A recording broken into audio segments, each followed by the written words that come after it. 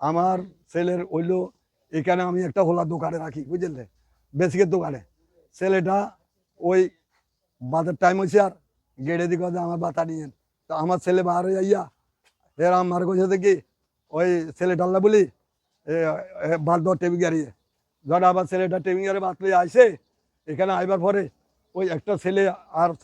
ছেলেটার লগে একটু তর্কাতর্কি হয়েছে, এ দিয়া হাল ইয়ার ভাই তর্কাতর্কি হইয়া ধাক্কা দিয়ে দিছে। এই ধাক্কা তো যাই স্যার আমার ছেলেটা এর ঘরে গাড়োর আত্মাত বুলাই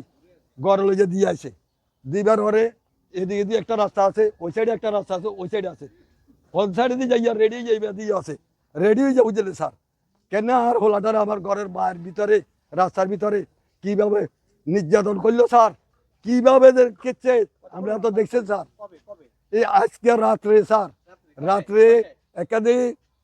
3:30 এরকম হয়, 3টে হতো, 3:30 যখন আমার ছেলে বাড়িতে চলে যার আগে কি হয়েছে যে এই সময় বড় বড় কাদি 1:30 2টা হইব যে কি জন্য জ্বর কাজে হোলা এগুলো অত লোক গন্ডগোল করেন মানে ও যারগুলো লগে এত লোক তর্কাতর্কি হয়েছে। তখন এই হ্যাঁ একটার নাম হলো শাহাদাত, আরেকটা হইলো মামুন, এই দুজন